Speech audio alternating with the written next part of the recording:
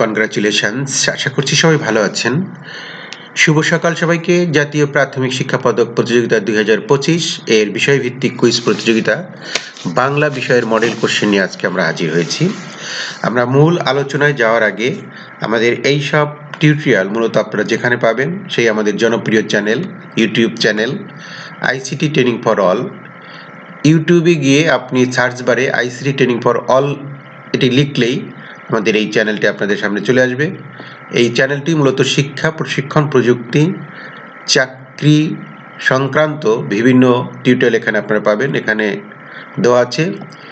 এই চ্যানেলটিতে এসে আমরা প্রথমে প্লে লিস্ট যেটা লেখা আছে প্লে লিস্টে যাব। আমরা প্লে লিস্টে গিয়ে বিভিন্ন ধরনের যে টিউটোরিয়াল এখানে করে দেওয়া হয়েছে, যত ধরনের প্রশিক্ষণ আছে আমাদের, যেমন ইন্ডাকশন প্রশিক্ষণ, সায়েন্স প্রশিক্ষণ, আইসিটি প্রশিক্ষণ, সেন্ট প্রশিক্ষণ, লিডারশিপ প্রশিক্ষণ, এই টাইপের যত ধরনের প্রশিক্ষণ আছে, যত নতুন শিক্ষক প্রশিক্ষণ সংক্রান্ত যে বিষয়গুলো এবং প্রযুক্তিগত যে বিষয়গুলো থাকে সেগুলো কিন্তু আমাদের এখানে সব চ্যানেলে সুন্দর করে দেওয়া আছে।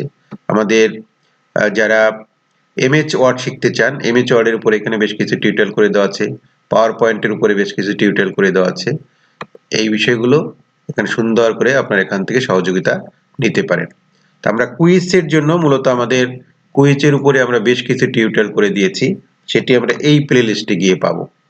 এখানে মোট 14টি টিউটোরিয়াল আপনাদের জন্য করে দেওয়া হয়েছে এবং আমরা জানি আমাদের এই কুইজ প্রতিযোগিতার যেটি হবে সেটি 3য় থেকে 5ম শ্রেণীর বাংলা, গণিত, ইংরেজি এবং সাধারণ জ্ঞানের উপর হবে। সেই সব বিষয়ের উপর এখানে টিউটোরিয়াল করে দেওয়া আছে।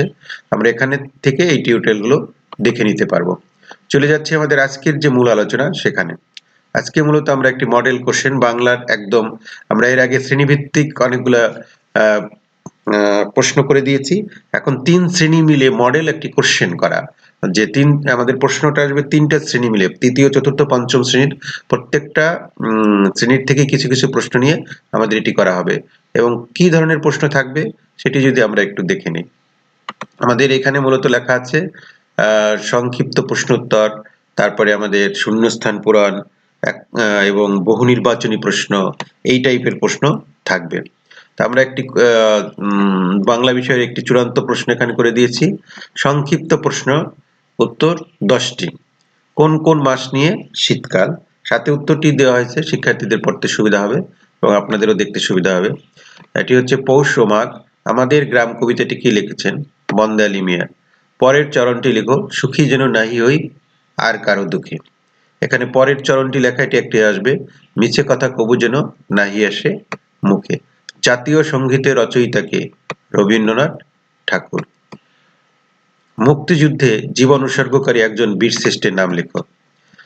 বীরশ্রেষ্ঠ ফ্লাইট লেফটেন্যান্ট মতিউর রহমান। বীরশ্রেষ্ঠের নাম, মুক্তিযুদ্ধে জীবন উৎসর্গকারী একজন বীরশ্রেষ্ঠের নাম কি হবে? এখান থেকে আমরা যে কোনো একজন দিলেই হবে, বীরশ্রেষ্ঠ ফ্লাইট লেফটেন্যান্ট মতিউর রহমান। 6 নম্বরে যে প্রশ্নটি রয়েছে, বাংলাদেশের জাতীয় পশুর নাম কি?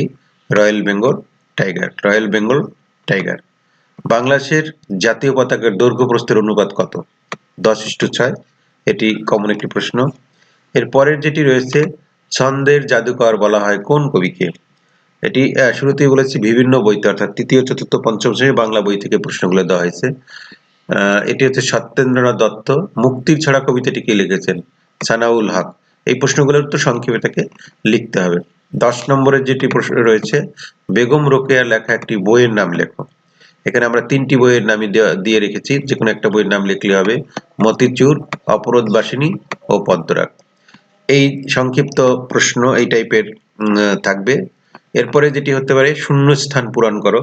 আমাদের নীতিমালায় লেখা আছে শূন্যস্থান পূরণও আসতে পারে। 10টি আমরা এখানে দিয়েছি। চড়ুই পাখি ড্যাশ থাকতেই বেশি পছন্দ করে। কোথায় থাকতে? লোকালয়ে থাকতেই বেশি পছন্দ করে। ড্যাশ আমাদের জাতীয় পাখি, দোয়েল আমাদের জাতীয় পাখি। হয়নি সকাল ড্যাশ এখন মা বলবেন ডেকে। এটি কবিতায় একটি লাইন তুলে দেওয়া হয়েছে, হয়নি সকাল ঘুমু এখন মা বলবেন রেগে। আমরা শহীদদের ড্যাশ করি, আমরা শহীদদের স্মরণ করি। এখানে স্মরণ বানানটার দিকে আমাদের খেয়াল রাখতে হবে। কোকিল ডাকে ড্যাশ কালে।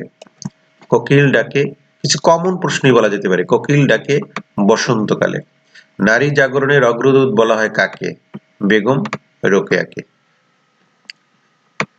এই দেশ মানে এর মানুষ, নদী, আকাশ, ড্যাশ, পাহাড়, সমুদ্র, এইসব। আকাশ, এইটি একটি চরণ তুলে দেওয়া হয়েছে, এটি হচ্ছে প্রান্তর। আকাশ, প্রান্তর, পাহাড়, সমুদ্র, এইসবই। অসীম বিশ্বকে জানার এক অদম্য ড্যাশ মানুষের। অদম্য কি? কৌতূহল। শকুন আমাদের দেশের ড্যাশ প্রায় প্রাণী। কি প্রায় প্রাণী? বিলুপ্ত প্রায়, প্রায় দেখাই যায় না, এখন বিলুপ্ত হয়ে গেছে। এর পরের যেটি রয়েছে, পায়ে পায়ে বল গড়িয়ে নিয়ে বল কাটানোর কৌশলকে কি বলে? সেটিকে বলে ড্রিবলিং।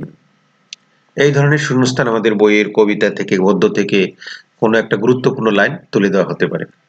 পরের আরেক ধরনের প্রশ্ন আসতে পারে, সঠিক উত্তরের পাশে টিক চিহ্ন দাও। অর্থাৎ এমসিকিউ টাইপের কোশ্চেন, 4টা উত্তর দেওয়া থাকবে এখানে। সঠিক যেটা হবে সেটায় টিক চিহ্ন দিতে হবে বা খাতায় লিখতে হবে। আস্তানা শব্দের অর্থ কি? আমাদের বইতে যে শব্দের অর্থগুলো রয়েছে, বিপরীত শব্দ, সমার্থক শব্দ, সেটি কিন্তু পড়তে হবে। আস্তানা শব্দের 4টে অপশন দেওয়া আছে, এখানে হবে বসবাসের জায়গা। হাতির করুণ পরিণতির জন্য দায়ী কে বা কোনটি? হাতির করুণ এগুলো বইতে রয়েছে। এটা হচ্ছে হাতির অহংকার। কেওড়া কি? কেওড়া সুন্দরবনের প্রাণী, সুন্দরবনের নদী, সুন্দরবনের বৃক্ষ। কেওড়া হচ্ছে সুন্দরবনের এক ধরনের গাছের নাম বা বৃক্ষ। উত্তর হবে গ নম্বর। উত্তরটি লাল কালি দিয়ে এখানে দেওয়া হয়েছে বোঝার সুবিধার্থে। বাংলাদেশের কোন জঙ্গলে হাতি দেখতে পাওয়া যায়? এটি হচ্ছে রাঙ্গামাটি এবং বান্দরবান, এখানে হাতি দেখতে পাওয়া যায়। কাজী নজরুল ইসলাম জন্মগ্রহণ করেন কত সালে? কাজী নজরুল ইসলাম বা রবীন্দ্রনাথ ঠাকুরের জন্মসাল, মৃত্যুসাল এগুলো কিন্তু ইম্পর্টেন্ট। হ্যাঁ, এটা হবে 1899 সালে তিনি জন্মগ্রহণ করেন। এক দেশ থেকে আরেক দেশে যাওয়াকে এক কথায় কি বলে? এক কথায় প্রকাশ, ব্যাকরণগত যে বিষয়গুলো থাকে সেটিও কিন্তু আমাদের পরীক্ষায় আসতে পারে। এটা হচ্ছে এক দেশ থেকে আরেক দেশে যাওয়া, যেটাকে আমরা এক কথায় কি বলি? দেশান্তর হয়ে গেছে, তাই না? এটা হবে দেশান্তর। মতিউর রহমানের বিমানটি কোথায় বিধ্বস্ত হয়েছিল? ভারতের শ্রীনগরে, পাকিস্তানের থাট্টায়, বাংলাদেশের মেহেরপুরে, ভারতের ত্রিপুরায়। এটা হবে পাকিস্তানের থাট্টায়। তারপরে যে প্রশ্নটি রয়েছে খুবই কমন একটি প্রশ্ন, আবোল তাবোল কবিতাটি কি লিখেছেন? আবোল তাবোল কবিতাটি লিখেছেন সুকুমার রায়। কে শ্লোক বলতেন? মা, দিদি, দাদু, বাবা? এটা হচ্ছে দিদি শ্লোক বলতেন। ঢাকা থেকে সোনারগাঁয়ের দূরত্ব কত? এটি আমাদের বইতে রয়েছে। ঢাকা থেকে সোনারগাঁয়ের দূরত্ব হচ্ছে 27 কিলোমিটার। এই 30টি প্রশ্ন কোনো কোনো মানে এই ধরনেরই নিয়ম রয়েছে, 30টি প্রশ্ন করার, এবং এই শূন্যস্থান পূরণ, এক কথা প্রকাশ, গ্রামাটিক্যাল আইটেম বা সংক্ষিপ্ত উত্তর, বহু নির্বাচনী প্রশ্ন, এর থেকে মূলত এই প্রশ্নটি আসতে পারে। এই প্রশ্নগুলো করা হয়ে থাকে। সম্মানিত শিক্ষকবৃন্দ এবং যারা এতক্ষণ শুনছিলেন, সবাইকে আবারও শুভেচ্ছা জানাচ্ছি।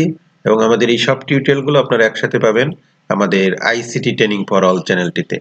শিক্ষা, প্রশিক্ষণ, প্রযুক্তি, সমসাময়িক যে কোনো বিষয় নিয়ে সবার আগে টিউটোরিয়াল পেতে আমাদের চ্যানেলটি সাবস্ক্রাইব করবেন এবং অন্যদের সাবস্ক্রাইব করতে উৎসাহিত করবেন। শেয়ার, লাইক, কমেন্টস করে আমাদের সাথে থাকবেন।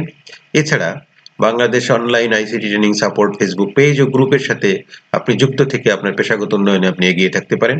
আর এই পিডিএফটি আপনাদের যদি লাগে তাহলে আমাদের হোয়াটসঅ্যাপ নাম্বার রয়েছে এখানে, এই হোয়াটসঅ্যাপ নাম্বারে আপনারা নক করতে পারেন। দেখা হচ্ছে পরের কোনো মডেল কোশ্চেন নিয়ে। সে পর্যন্ত সবার জন্য শুভকামনা।